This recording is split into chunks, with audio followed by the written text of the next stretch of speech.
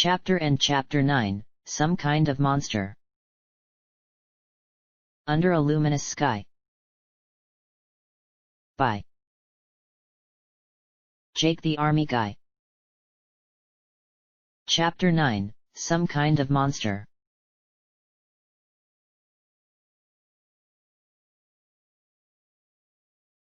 Beep. Beep. Beep. Gah. Twilight jerked upwards, drawing several gasping breaths and craning her head around. Finding herself still in the basement lab, she sighed and slouched back in the large chair. Her left foreleg was completely numb from where she had laid her head on it, intent on resting her eyes for a few minutes. The blaring alert from the computer told her that she had slept most of the night, a fact confirmed by the angry soreness in her back.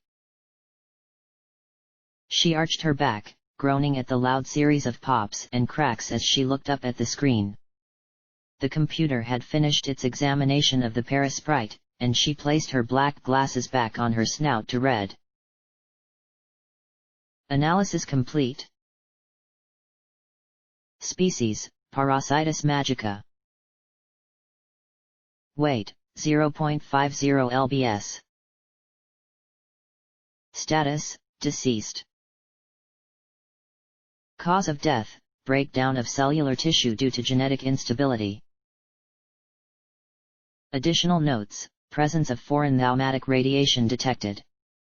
Levels of radiation over 200% lethal dose for creature of its size. Twilight frowned at the screen, her brow furrowed as she did math in her head. In order for thalmatic radiation to build up to those levels, the parasprite had to have been exposed to over. Twilight gasped. 1.21 kilojoules? Setting her jaw, she typed on the keyboard. Query, identify signature of thalmatic charge. A series of clicks came from the CPU tower next to her. Answer, unknown. Signature is not native to Equestria. Command, broaden search parameters to include surrounding nations. Accepted, search initiated. Estimated time of completion, 17 hours. Twilight sighed once more and leaned back in her chair. The CPU began to whir, the custom-made processors searching for a match. Deciding there was nothing more she could do now, she eased out of the chair, shaking her hoof to wake it up. After another series of angry pops, she made her way to the stairs, her steps slow. The reality of what she was doing sent a chill across her back. This wasn't some obscure science project, she was actually hunting a killer. Lives had been lost, blood spilled, and whether they knew it or not, the citizens of Ponyville were relying on her to stop it. A wave of frustration ran through her as she made her way up the stairs. How can Sheriff Shackle be so uncaring? She had known the portly stallion for years, and he had always come across as a fine pony, genial and caring. Knowing that he cared more about maintaining his perfect crime-free streak than the lives he was sworn to protect rubbed her in every wrong way. Gritting her teeth, she shook her head. Whatever. If he doesn't want to do anything, then Bentgrass and I will handle it. And after we catch this psycho, his fat flank will be out of a job.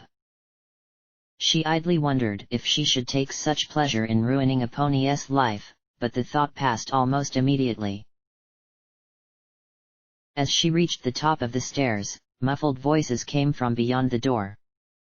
Apparently, Bentgrass and Spike were talking. She reached for the knob, but paused. The strange detective hadn't had any interaction with Spike beyond the tense confrontation that first day. A twinge of panic hit her, as she remembered the conversation they had the previous evening about her young assistant. Bentgrass was anything but subtle, and she feared what he may do with the information. She smiled as an idea came to her. Closing her eyes, her horn glowed softly in the tight stairwell. The voices beyond the door slowly became clearer, as if she was standing right next to them. Opening her eyes, she could see faint outlines of the two in the kitchen through the wooden door. She said a silent thanks that she had read about that see me, hear me spell. The magic in full effect, she listened. You seem quite adept in the kitchen, Spike. Bentgrass stood next to the kitchen table, watching as the adolescent dragon walked between the refrigerator and the stove, an iron frying pan in his claws. Twilight's stomach growled at the smell of baking pancakes that wafted through the door. Well, some pony has to be. Twilight can't cook to save her life. She must have read every cookbook in the library, and she could still burn cereal. Twilight grimaced at the insult, making a note to hide his stash of gemstones later as she continued to listen. Well, knowledge and skill are two very separate things. Bentgrass walked over to peer over Spike's shoulder as he ran a whisk through a bowl of eggs. Spike shrugged him away and continued to stir. Bentgrass walked back to the table, sitting on one of the low-set chairs. She's very lucky to have you. You're telling me? He said with a laugh as he poured the mixture into the frying pan. Now, don't get me wrong, I love Twilight more than any pony on the planet, but sometimes she can get a bit, neurotically obsessed to the point of neglecting even basic hygiene. I would say focused, but whatever.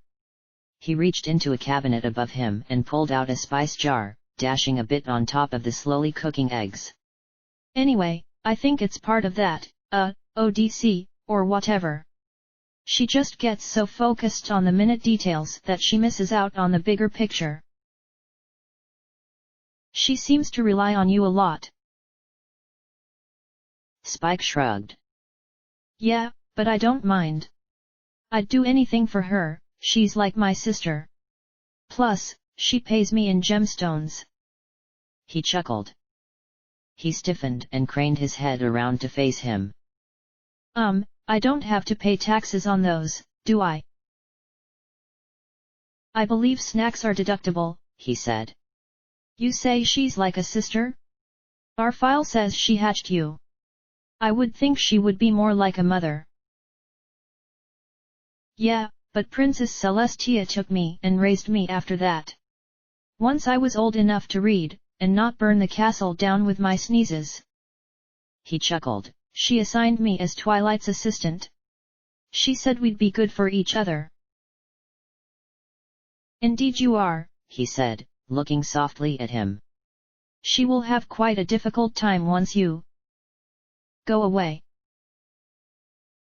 Spike abruptly stopped stirring the eggs, and Twilight could see him tense. So she, told you, hey? Yes. She's quite worried about you. Spike began to stir again, much slower than he had before. Yeah, she would be. Bentgrass leaned forward in his chair. Forgive me if I overstep my bounds, Spike, but you don't appear too broken up about the whole issue. A quiet chuckle escaped Spike. Let me tell you a story, Agent Bentgrass, he said, still slowly stirring the eggs.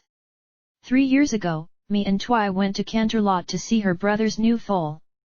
It was great, even though the cold kept yanking on my tail. Anyway, while we were there I got a wild bug up my tail and decided to see if I could finally learn something about my species. The library may have a lot of books, but it's nothing compared to the Royal Canterlot archives. I went there and began looking. Eventually, I found an old book, actually bound in leather. That creeped me out a little, but it seems to be what I was looking for. He set the whisk down and picked up a spatula, reaching for a frying pan of pancakes. Old thing, the text on the cover almost completely faded, but it was by one of Star Swirl the Bearded's apprentices. The pancakes flipped, he walked over to the fridge and pulled out a few strips of hay bacon, throwing them on a large pan on the last burner.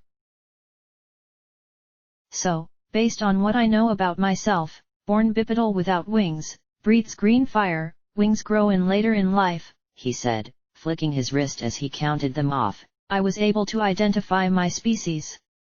I'm a draken wyvern, one of the largest species of dragons. We grow every year until we die. Twilight suppressed a chuckle as his chest puffed out. His expression darkened. Then I read the next line. Do you know the average life expectancy of my species? Bentgrass shook his head. 3,500 years. The longest recorded was over 7,000. In one sentence, I learned that I'm going to outlive every pony I know and love by thousands of years. Bentgrass said nothing for a moment, the sound of the spatula scraping against the frying pan and the sizzle of the bacon the only sounds in the library. Eventually, he spoke. What did you do? Spike let out a wry chuckle. The only thing I could do. Curled up into a ball and cried, right there in the archive. About 4 hours later, Twilight kicked in the door to the archive with about half a platoon of royal guards. She can get a bit protective. She found me there next to the book, still crying. She asked what was wrong, but I couldn't even form words at that point. She read the page next to me, and then she cried. Eventually, she picked me up and took me home. I cried myself to sleep. When I woke up the next morning, the tears had just stopped. It still hurt, but I just couldn't. Twilight said some nonsense about running out of tears. She's always been a bit sappy like that. Bentgrass finally stood. Still, Spike. I fail to see why you're choosing not to tell your friends. Shouldn't they have time to prepare? A loud clang echoed throughout the library as Spike threw the spatula across the counter, whipping around to glare at Bentgrass. You don't get it, do you? Every time I go to sleep, that could be it. I might not wake up for 100 years. Why do you think I stayed up so late yesterday? You weren't there that morning, you didn't see Twi. His fists began to clench, a visible tremor moving through him. I can't, okay? I can't let my last memory of my friends, my family, be of them crying. I just can't. As Spike turned back around, Bentgrass's eyes narrowed. Well, I'd heard that dragons were selfish, but I had no idea. Slowly, Spike turned back to face him. What did you just say? You heard me, Bentgrass said, leveling a deadly gaze at Spike. Spike took a step towards him, smoke billowing from his nostrils. Just who in the hay do you think you are? I am some pony who has thought about this for longer than 5 seconds. He snarled, glaring down at the enraged dragon. By the stars, boy, by your own words, they are your family. Don't you think they have the right to know their friend is leaving forever? Did you ever stop to think what they would feel? No, you're only concerned with your feelings, your memories. Spike opened his mouth, but Bentgrass continued. Suppose one of them has a secret, something they didn't have the nerve to tell you. Then one day they finally work up the courage only to find you gone. Well, Or, Luna forbid, you have an argument with one of them. He leaned towards Spike, bringing his face inches from him. Believe you me, my young Drake, having the last memory of a loved one being you saying hateful things, that is a pain that I would not even wish upon the killer we are currently hunting. The two stared at each, neither backing down. Twilight squinted her eyes into the spell, and saw a slight tremor in Bentgrass's hoof. Finally, after a tense few moments, he spoke quietly. Your breakfast is burning. Hey! Spike spun around to see a plume of black smoke rising from the frying pans. Ah, horse apples! Twilight shook her head, canceling the spell. Taking a deep breath, she opened the door and strode into the kitchen, a fake smile on her face. Morning, you two. What are we talking about? Bentgrass held his gaze on Spike for a few seconds before turning to Twilight, his angry glare replaced by his usual impassive gaze. Oh, nothing, really. Stallion talk, you probably wouldn't be interested. Right, Spike? Spike finished dumping the burnt remains of breakfast into the sink, a small plume of steam rising as he ran the faucet. Why yeah. Hey, Twi. He turned to her with a blank face. I burnt breakfast. Turning off the water, he brushed past her, staring at his feet. I'm gonna go. Alphabetize. Something. She watched him leave, a large lump forming in her throat. Before she could dwell on it, Bentgrass tapped her on the shoulder. So, what did the computer say about the parasprite?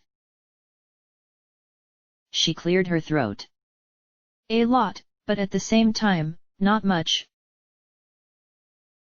Bentgrass flashed her a confused look. What? Well, it confirmed that it was magically altered, but it couldn't match the signature of the magic to any form known in Equestria. I widened the parameters to include surrounding nations, but it'll take a while to run through the entire database. Well, that's the a lot. What's the not much? She sat down roughly at the table, resting her head in her hooves. Well, it said that the parasprite died from massive cellular degradation. Bentgrass raised an eyebrow. And that means what, exactly? Well, transformation magic is very dangerous. Basically, you're saturating the subject's DNA with thaumatic energy to the point where it becomes malleable. Then you insert instructions on what you want to happen, and the DNA does its job. If you're not specific enough with the instructions, the cells won't reform properly, and they begin to die. That's why it's been banned since the beginning of Celestia's reign. It's not a pleasant way to go. Twilight furrowed her eyebrows, thinking out loud. The scan said the parasprite was exposed to over 1.21 kilojoules of thaumatic energy. That's way more than would be needed for an animal of that size. My guess is that whomever cast the spell simply dumped as much power into it as he could. The change took hold, but the excess of energy killed the parasprite. A beginner's mistake. She mumbled. Bentgrass slowly nodded. Makes sense. So, we are dealing with an amateur caster, one with little experience in transformation magic. Were you able to identify the type of magic? No. The computer was set to only compare with equestrian magic. She frowned. I would have set it to scan all known types, but that would have overtaxed the system. The gem lattice can only handle so much info at once. I'm working on improving the output, though. Bentgrass sat down opposite of her. Wait, you built the equipment down there? Twilight's eyes went wide. Oh, no. I just wrote the code for the gem enchantments. A colleague of mine in town, Dr. Hooves, designed the device based on my specifications and a team of contractors from Canterlot built it. He leaned in towards her. So, you basically invented an entirely new realm of technology in your basement. Twilight blushed hotly. Well, I guess I did. He said, eyeing her thoughtfully. Makes me even more curious as to the real reason you are a small-town librarian and not a celebrated college professor. Twilight fidgeted in her chair. So, like I said, all I could narrow down was it's not native to Equestria. I widened the parameters, but it's going to take some time. Arching his eyebrow, Bentgrass leaned back in his chair. That matches with what I found about the symbol. I pored through every one of those books, he said, gesturing to the table in the main hall, and all I was able to ascertain was that it is not of equestrian origin. So, we're stuck. He ran his hoof through his neatly cut mane. It would appear so. Unless the killer decides to knock on the door and announce himself, we are at a standstill. A sharp knocking came from the front door. Both Bentgrass and Twilight turned the door, before facing each other. Let us hope that I am prophetic. Twilight stood from the table and walked to the main hall. With her magic, she opened the door to reveal Zecora. She smiled, but it faded quickly as she took in the state of the wizened zebra. The tight braid that usually held her tail in place was missing, leaving the appendage frayed and messy. Her mohawk was unkempt, hanging limply across her head. Her deep teal eyes were wide and panicked, large bags underneath both. Oh, my goodness, Zecora! Are you all right? Yes, but we must skip the pleasantries. A dark truth has been revealed to me. How nice to see you again, Ms. Zecora. Bentgrass slowly trotted into the main hallway, his eyes carefully neutral. Zecora glared at him. I have no interest in quarreling with you, stranger. She turned to face Twilight, who wore a puzzled gaze. Twilight, my dear, we are all in terrible danger. Calm down, Zecora. What happened? She pushed past Twilight, walking into the main room. Last night I was sitting in my hut, drinking some tea, when a dark feeling passed over me. I knew it could be nothing good, so I went outside to commune with the woods. Bentgrass raised an eyebrow. What a ravishing conversation you must have had with the oak trees. Be quiet. Twilight hissed at him. Shooting a scowl at him, Zecora continued. A full night of meditation and stillness led me to the source of this illness. Your search for a killing pony must cease. What you hunt is, in fact, a beast. At this, Bentgrass perked his ears up. Do tell, Ms. Zecora. A legend passed down from ancestors of mine. It is the one, foulest demon of the ancient times. Megabyte, 1. Twilight struggled through the foreign word, the odd dialect twisting her tongue into knots. Bentgrass walked past her and sat down on a cushion next to the main table. Interesting. Please, Ms. Zecora, tell us more about this. 1. For the true terror to be known, you cannot be told, only shown. With that, she reached into her saddle bag and procured a small canvas satchel. She turned the satchel over, dumping a strange green powder into her other hoof. With a flourish, she blew the dust into the air, covering the room in a cloud of tiny particles, a swirling cloud of green that obscured Twilight's vision. In the blink of an eye, she was no longer in the library. Instead, Twilight looked out upon an grassy plain, the sun beating down harshly on her. Tall grass waved in a gentle breeze, and a few gangly trees twisted their way out of the ground. Twilight's jaw went slack as she took in the illusion. Everything was strikingly detailed and lifelike, save for the deep emerald tint. The dry grass crunched under hoof, tickling her as she walked. She could actually smell the plains, the arid wind tickling her nostrils, the sickly sweet aroma of the savanna grass. Even the oppressive heat from the jade-tinted sun made her sweat.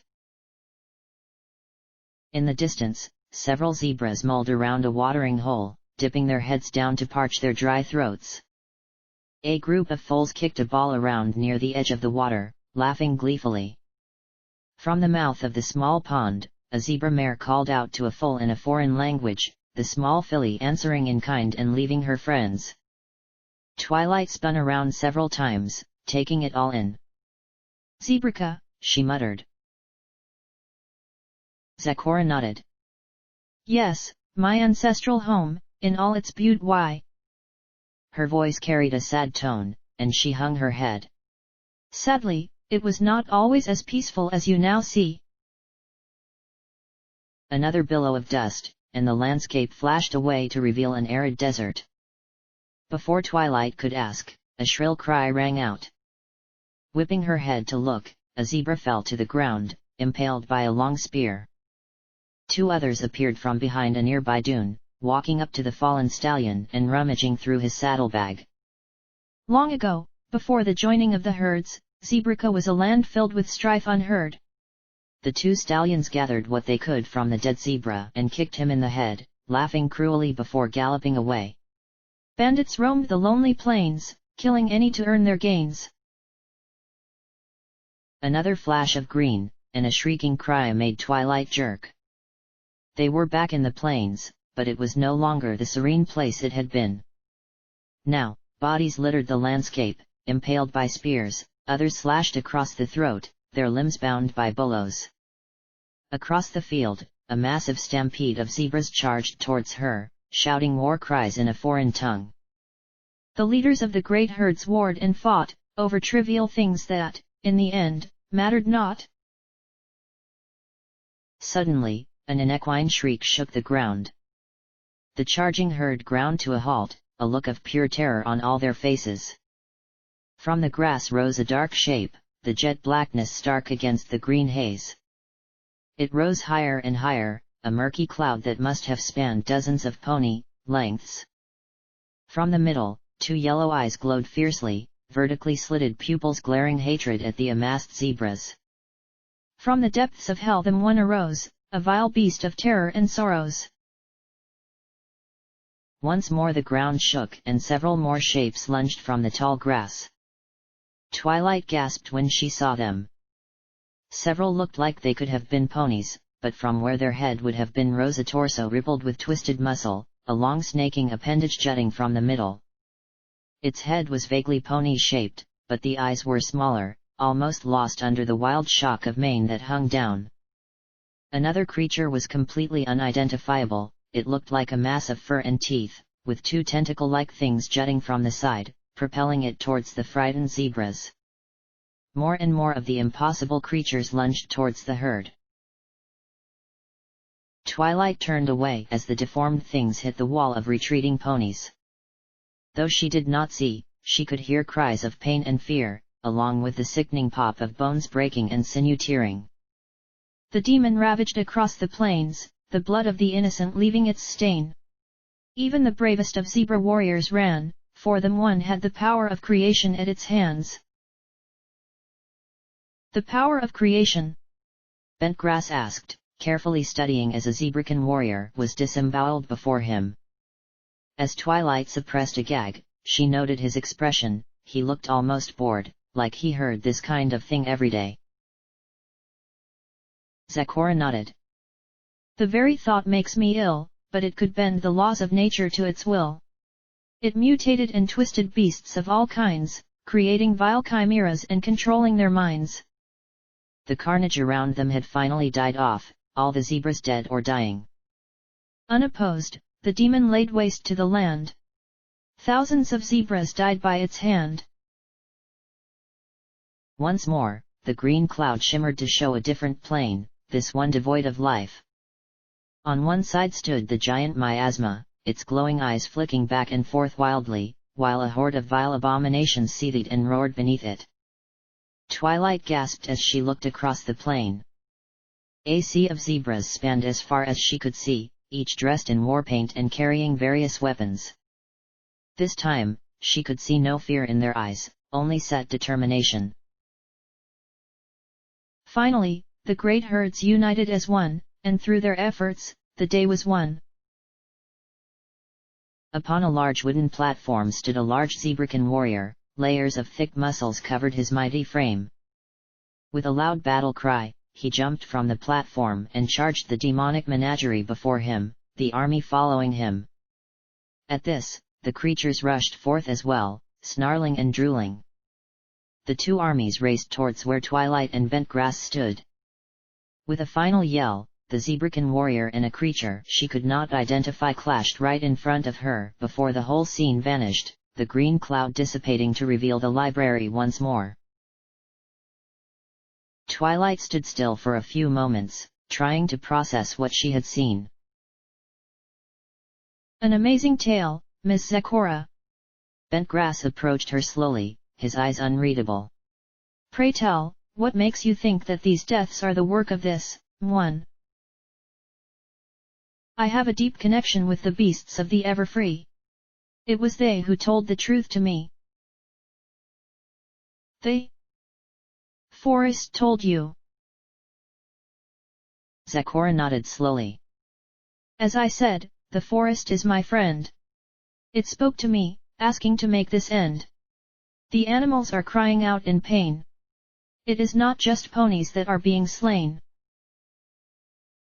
Twilight nodded thoughtfully. It made sense when she thought about it. Earth ponies had a special connection to nature, and zebras were an offshoot of the same race. A small ray of hope fluttered inside of her. Though the idea seemed a bit far-fetched, an ancient zebrakin legend come to life in modern-day Ponyville, if what Zecora said was true, then maybe it wasn't a pony, doing these horrible things.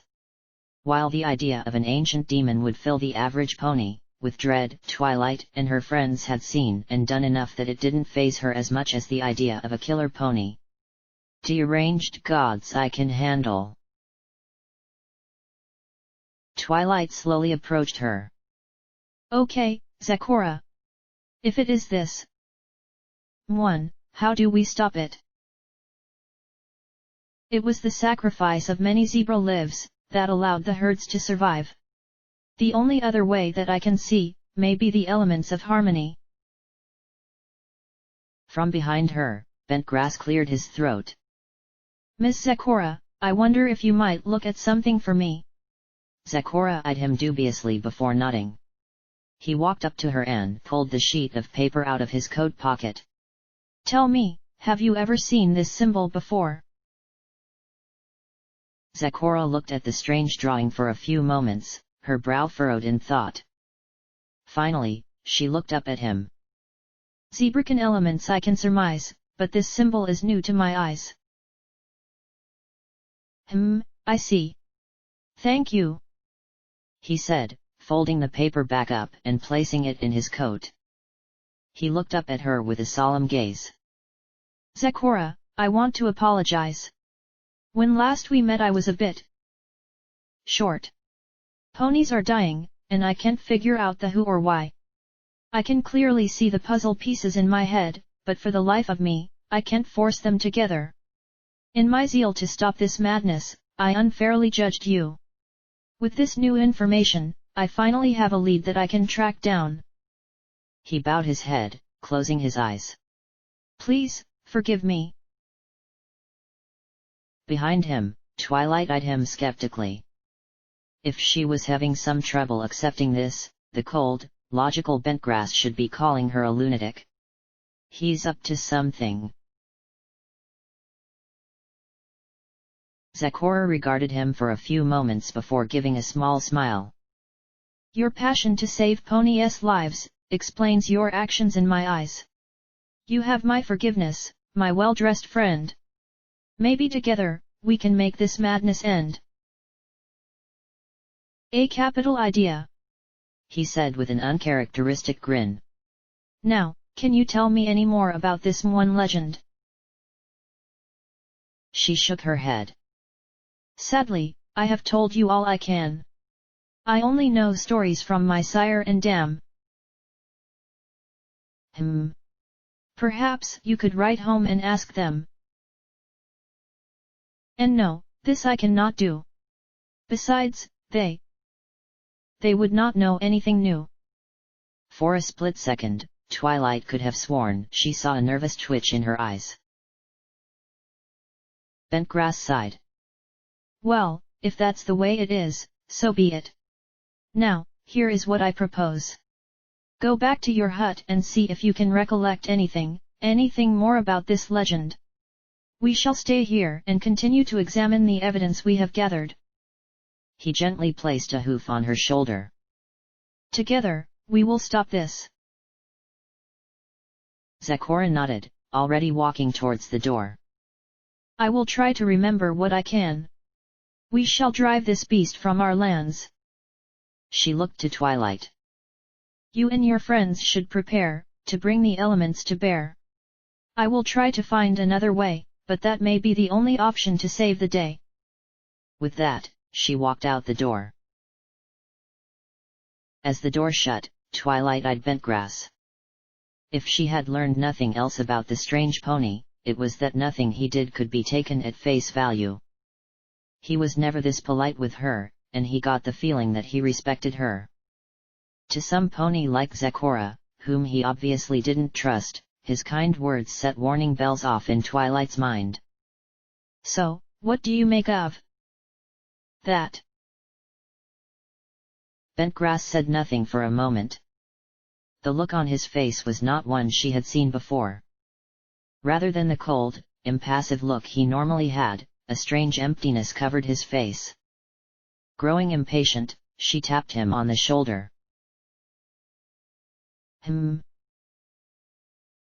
I asked you what you thought of what she said. Oh, yes. It was, quite a tale. He walked back towards the main table, his eyes unreadable. Well, this is good, right? Twilight asked, a hopeful tone in her voice. I mean, it explains everything.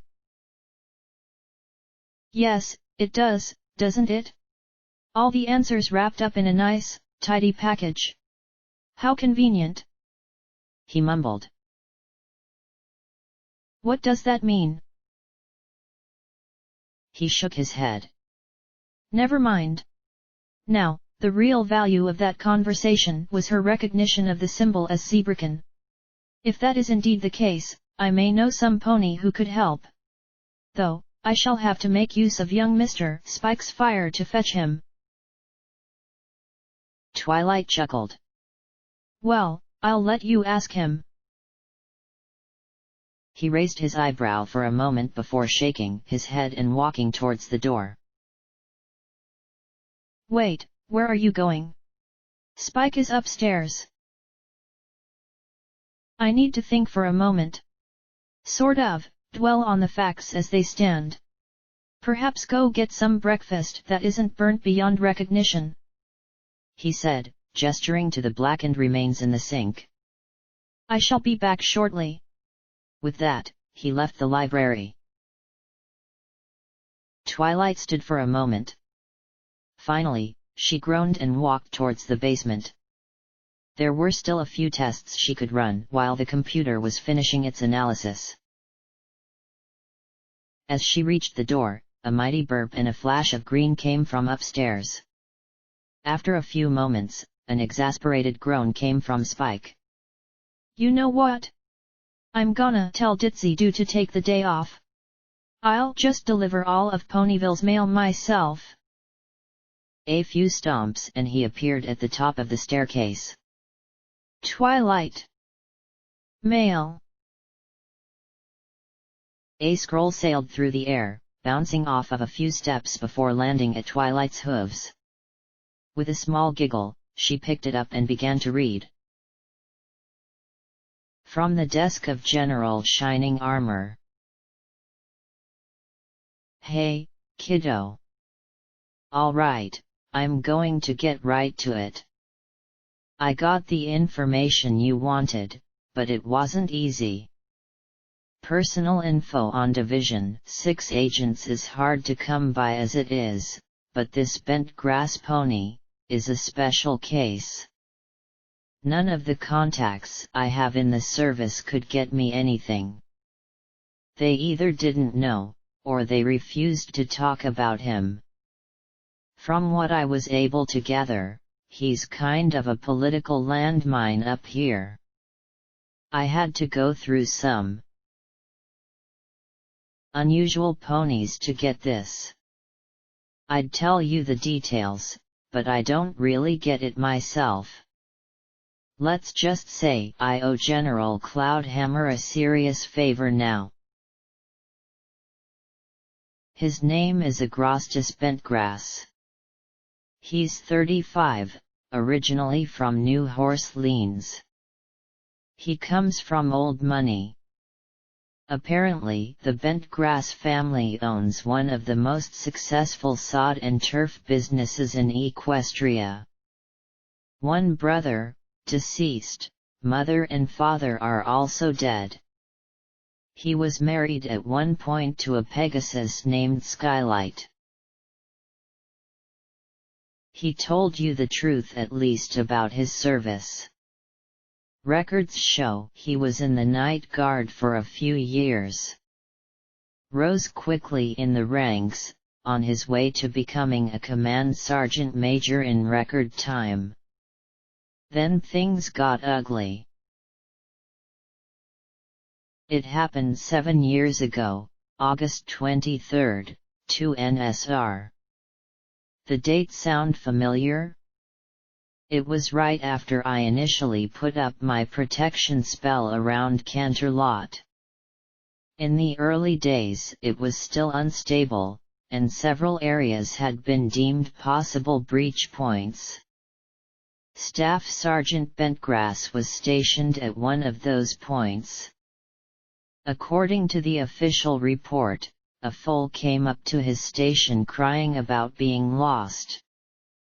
Bentgrass left his post to help the colt find his mother.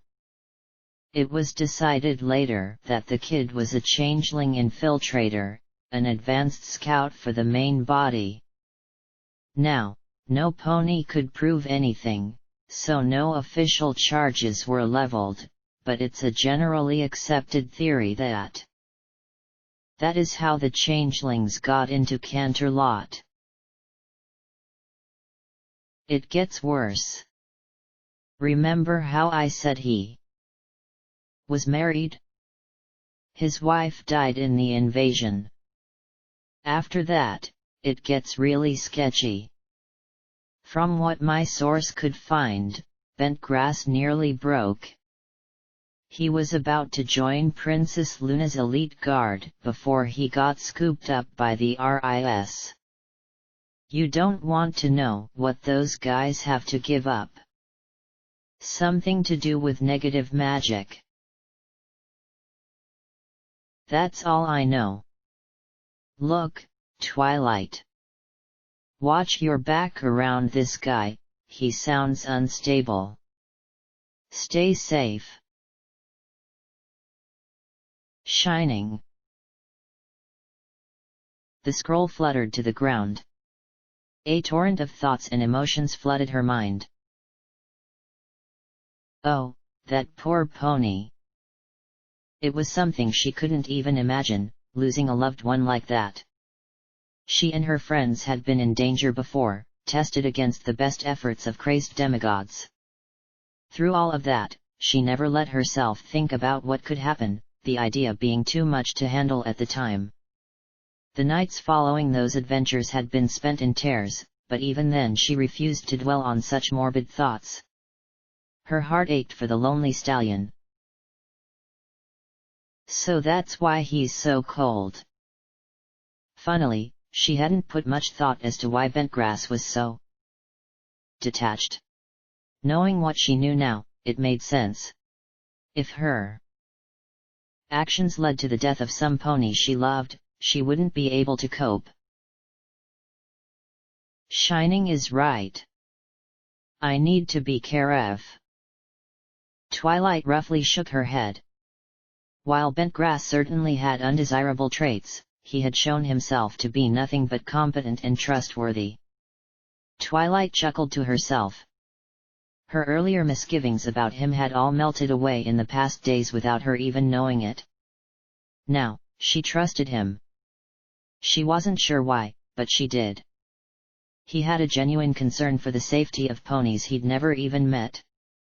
Surely a trait like that wouldn't be found in some pony who would turn on her and her friends. She began walking towards the basement, her mind still roiling. Also, it probably doesn't hurt that even with that eye, he's pretty cute, she thought with a small smile.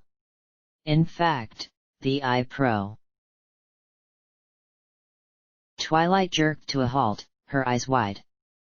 Oh, Celestia, I did not just think that. What was that? Spike called from upstairs. And nothing. Nothing. Shaking her head, she descended the stairs to her lab.